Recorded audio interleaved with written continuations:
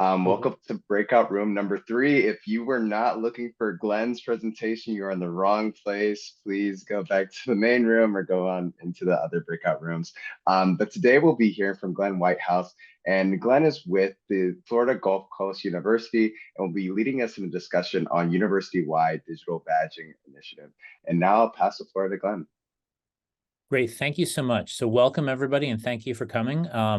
What we're going to be talking about today is kind of an example of how to build out a digital badging system for an entire university and to build different kinds of badges for different kinds of persons for different purposes. So I'm here with a team of colleagues from my institution, so let's go ahead and meet them. We'll do some introductions. So I am Dr. Glenn Whitehouse. I am the Director of Core Skills at Florida Gulf Coast University, and I've been a faculty member and an administrator there for many years. My field is philosophy. Go ahead, can the rest of the team go ahead and introduce themselves? Hi, everybody. I'm Andrea Fortin, and I'm a professor in the Integrated Studies Department, and I also coordinate a lot of our digital badging initiatives. And hi, I'm Tafara Pardue. I oversee our Continuing Education and Skills Academy, and I assist in bringing our programs to our corporate partners and a lot of the reporting that we do related to that. My name is Jenna Fidua. I'm an instructional technologist with the Department of Digital Learning, and I assist with technology integrations and badging processes throughout the university. Great, thank you. So let's go ahead and get started. So we are representing and talking about a university microcredential and digital badging initiative here at Florida Gulf Coast University that started a few years ago and has kind of expanded and is expanding across the campus. Really what we set out to do, and this is, I think, is very typical of microcredential programs, is we're really trying to meet employment needs and enhance student success by looking at what's often called the skills gap, right? And that's that kind of that gap between what students leave school with and what employers perceive themselves as needing. I think that's the kind of gap.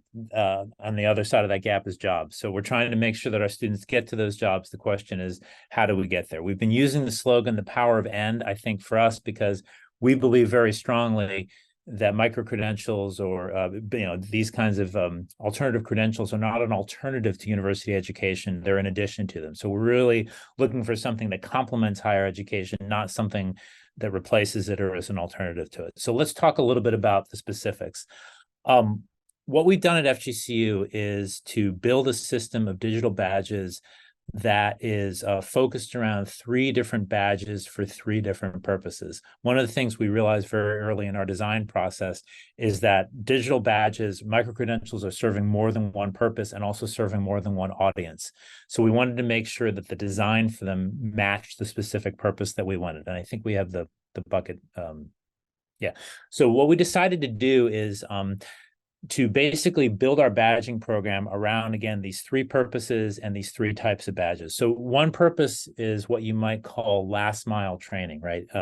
One of the things that's true, I think we can say in general, is that, all degrees are general, but all jobs are specific. And so if you're going to move somebody from a major, whether that's, English or marketing or nursing or whatever it is, and move them into a particular job, oftentimes there's some content or skill knowledge that they need to kind of move that last mile into whatever that specific job is. That's the job of our industry-specific skill badges.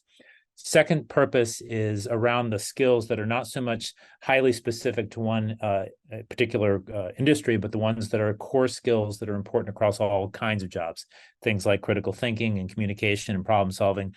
Those are the transferable skills, which we are teaching in college, but they're not necessarily visible to employers. So the second purpose of badging is core skill visibility. The third thing we're trying to do is recognize what I think a lot of future work researchers recognize, which is that college is no longer a one and done deal. You no longer go to college for 4 years and then you're set for the rest of your career. Because of technology, because of workplace change, people are going to be constantly needing to sort of dip back in limited ways into education throughout their careers. People call that reskilling and upskilling. And so that purpose, that reskilling and upskilling function for us is the purpose of our third category, which is the continuing education and workforce skills academy. All right. I get the honor of giving you a little bit of a peek behind our industry-specific type of badges. And my other colleagues will also walk you through those other categories, just a little bit of a behind the scenes on that.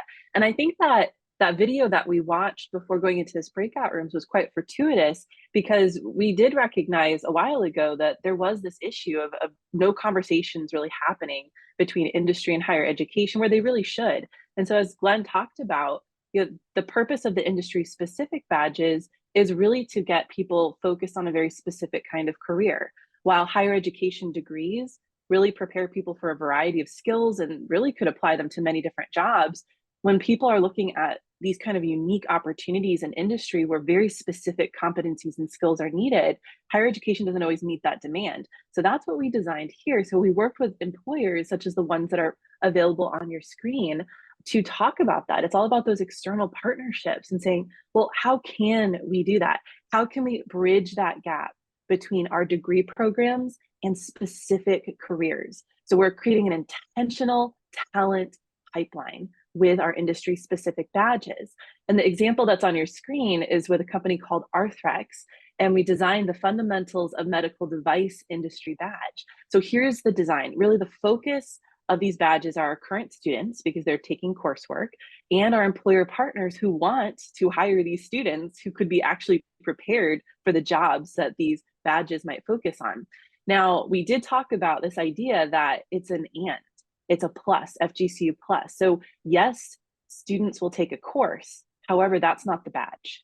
The badge experience happens after you pass that course with a B or higher, then you're invited into the optional badge opportunity. But should you choose that path, the great thing is if you earn the badge, you are guaranteed an interview with our industry partner for that badge or partners.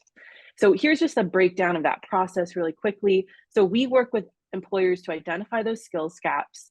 We talk about those competencies that are defined by the industry, and then our faculty develop and deliver all of the course content, and they maintain the responsibility for the assessment in that course. That's still a university practice. However, it doesn't mean we won't have fabulous guest speakers and opportunities to tour facilities and all sorts of great things with our industry partners. And then after that course, then comes the badge assessment that is developed in conjunction with both faculty and employers to really make sure it's going to speak to the needs of those employers in that industry. So the student journey, students will take the course, and then they are assessed, and then they get the opportunity to take that badge.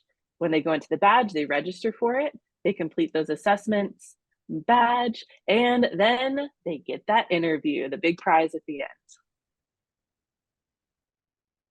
Great. So let me talk a little bit about the second badge category that we have, which is transferable skill badges.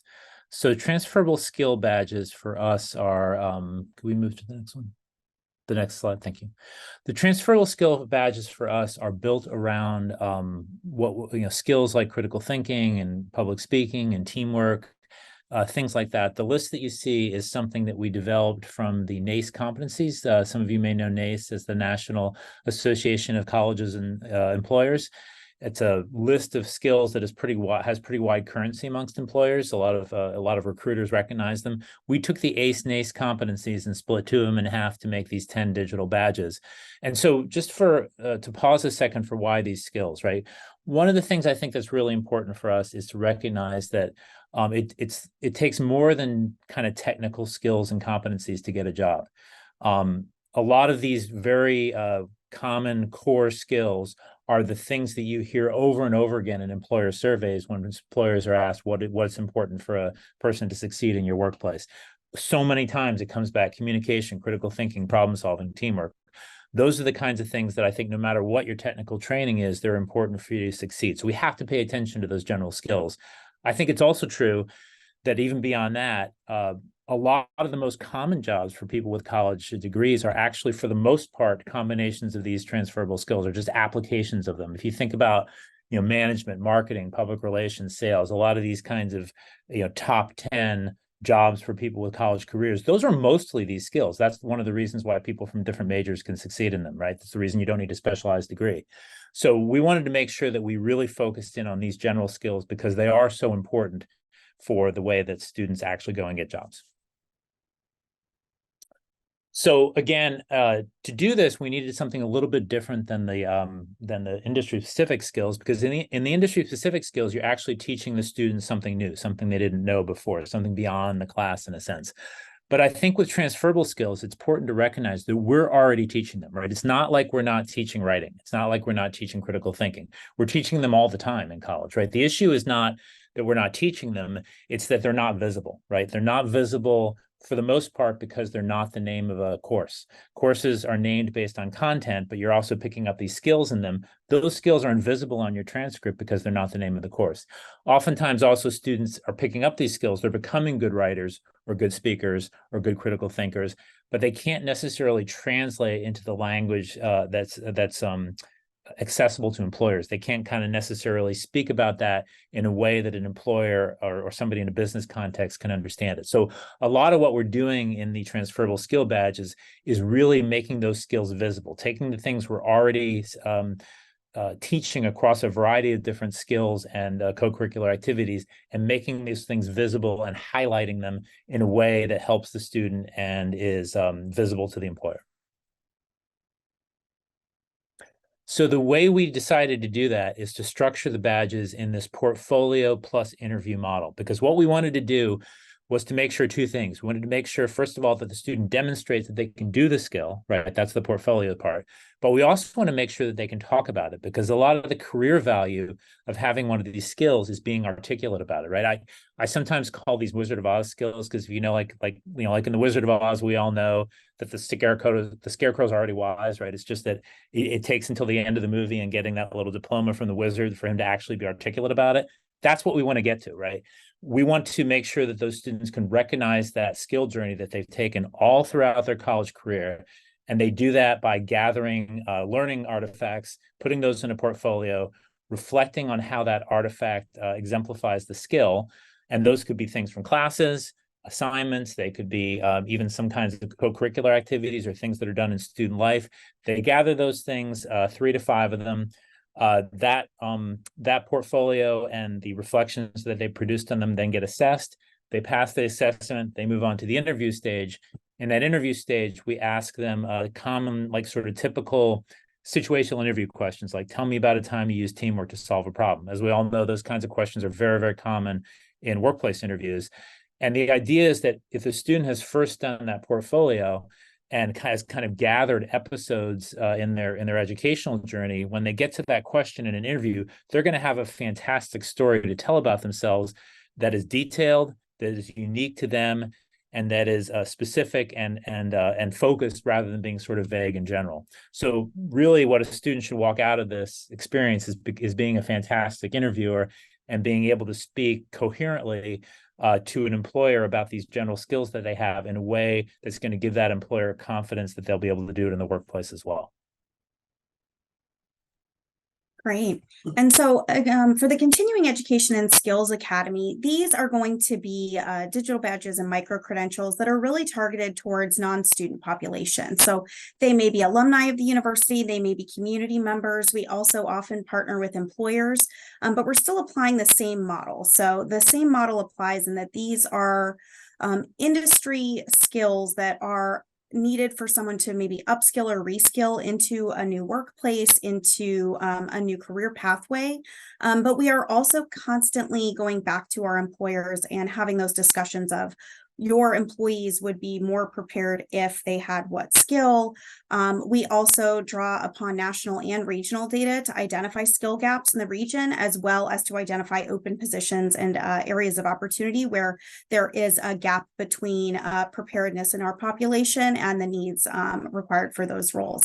So we really emphasize this partnership throughout, and we also will work with third-party partners to provide some of those skills if we don't have experts in-house to develop it. But we do an additional layer of communication, and often we'll share that curriculum directly with our employer partners and to see if that curriculum has relevance for them, because we have often learned throughout this process, for example, with workforce readiness for healthcare professionals, what we assume may not always be in alignment with what industry gives us as a response. So for workforce readiness in healthcare, we actually learned that while we thought we were preparing an excellent program that was great for entry-level positions, the employers came back after piloting it with their leadership team and really shared with us that the materials that we had were valuable throughout their organization. And so we would never have learned that if we really didn't have such a strong relationship and open communication with our partners about what these programs do and how they're working in practice, not just in kind of our initial understanding of them. All right, so I'm going to talk a little bit about the technology integrations in the badging process here at FGCU. So we utilize Qualtrics forms to add new badges into our system and to set up badge triggers within a course. This keeps the process and data organized and makes it easy to go back and find information about each badge. Course templates make setting up courses with similar formatting simple. We also utilize blueprint courses in Canvas to streamline updates and open new courses as needed. We implement module requirements and push students through many of our courses in sequential order by module and piece of content. This ensures that every student has interacted with each piece of our carefully designed content. There is no skipping to the end or jumping around. So while there may be only one item tied to badge awarding, students have fully completed the course and multiple requirements. Finally, we use analytics within Canvas New Analytics and through Canvas Credentials website to track our badge awarding and course usage data. We use this data to improve processes and track growth on a monthly basis. And then I also wanted to emphasize how easy it is to share and celebrate your digital badge via LinkedIn. So recent updates have made it simple for students to tie their digital badge from your organization to their profile or feed, adding another layer of authenticity to the credential. Our badges have been shared 523 times on LinkedIn. If you enjoyed our presentation and want to learn more about some of the digital badging topics that we covered today, we invite you to attend our Digital Badge Summit taking place here at Florida Gulf Coast University in sunny Fort Myers on January 30th and 31st, 2024. We have included a link to the registration page in the chat. We hope to see you there. At this time, oh, go ahead. Oh, sorry. Sorry. Thanks, Jenna. So we did, we were really nervous about only having half an hour. So I think we talked faster. So I think we actually do have some time now for question and discussion. And I'll leave it up to Jason to decide how to organize that. Do you want to just have people raise their hand or what? Yes, everybody, feel free to completely just go ahead and unmute, or if you're more comfortable, go ahead and raise your virtual hand or drop a question in the group chat. But very open and fluid. Feel free to drop any questions. And Glenn, as you spoke to, if you'd like to, you guys definitely do have some time here. We've got about 11 more minutes left in the session. You guys can definitely dive on in because there's so much great content. Jenna, I have a question that's about the technical side of things, because we also started using Canvas credentials, and I'm really curious about the Qualtrics triggering thing. Can you talk a little bit more about that? So when we are working with our faculty members on setting up and organizing badges, we have them complete a Qualtrics form to make sure that the like metadata and all of the information for each badge is put in our system as they would like it formatted. So we send that over to them and then they fill it out, and then we have a record of the date of their request, all of the correct wording, and then we have that for our records. And so we get an email to put it in our system right when they request it. So we use it for that. And then that also lets us know that we need to be following up with them about setting up those triggers in their Canvas course and where they want them, those grading thresholds, that kind of thing. Got it. Thank you so much. Mm-hmm.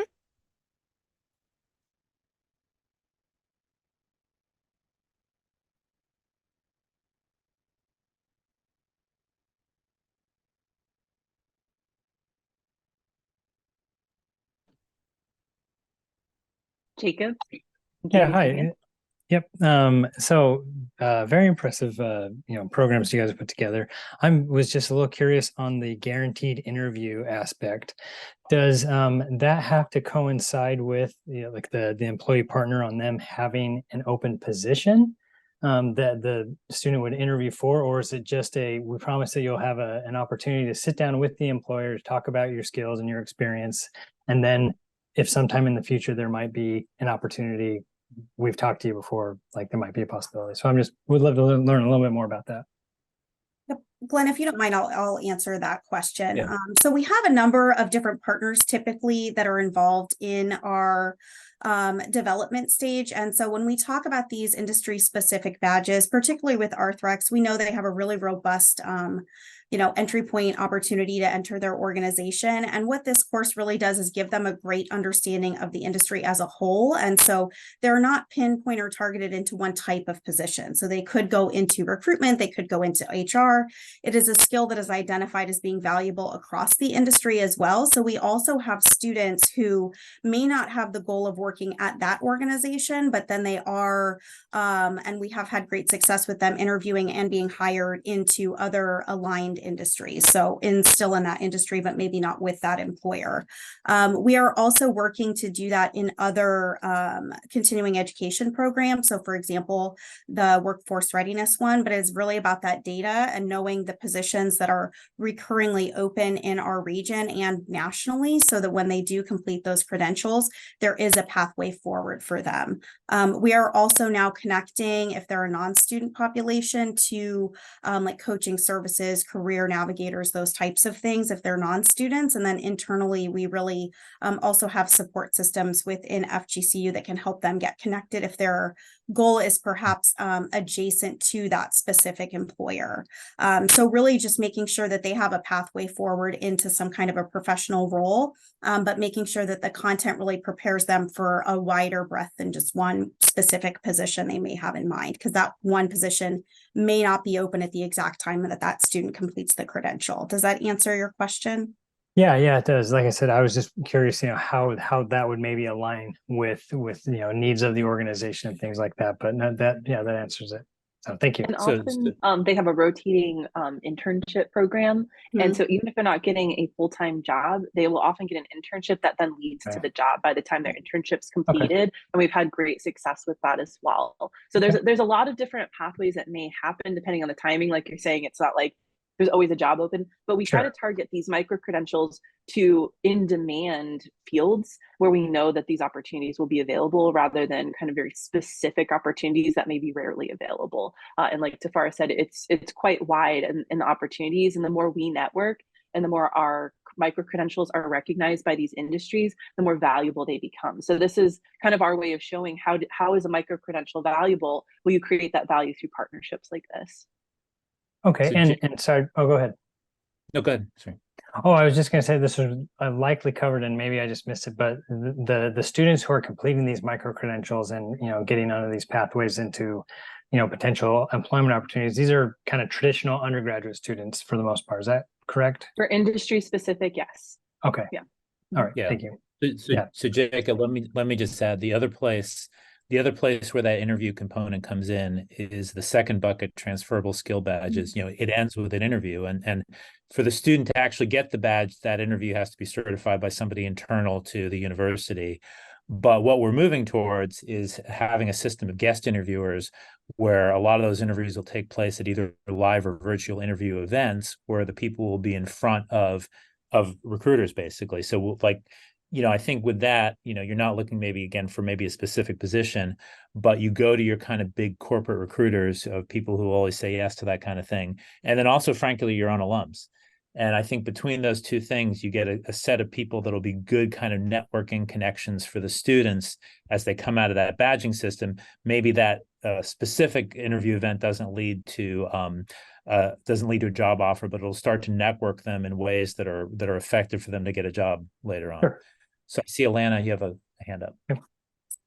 Yeah, and you might have answered this, but as when you did the badging, and did this come from legislation? I know Florida had legislation to create digital credentials, and we had the director of workforce and academic alignment talk with us, because we are looking through our general education council to create potentially some digital badging or to that effect for general education, which would be those durable skills like communication and that. So I'm very interested in talking to you more about how you implement it. But one of the questions I had, as far as students, and I might be focusing on general education, but on those durable skills, did you work a lot with your career service or that environment to have students really understand the badging? Was there some, in your implementing, was there a lot of heavy lifting or work needed there, or just trying to see how students gain, getting that value understood between the students and the employer? Hopefully that question makes sense. I can Sure, lean no, on that, and I that- think Glenn probably has some thoughts on that as well. If you want to start, Glenn. Sure, go ahead. Yeah, so for the first part, while yes, Florida has a requirement for micro-credentials or digital badge issuing, this actually, all of these programs actually started well before that.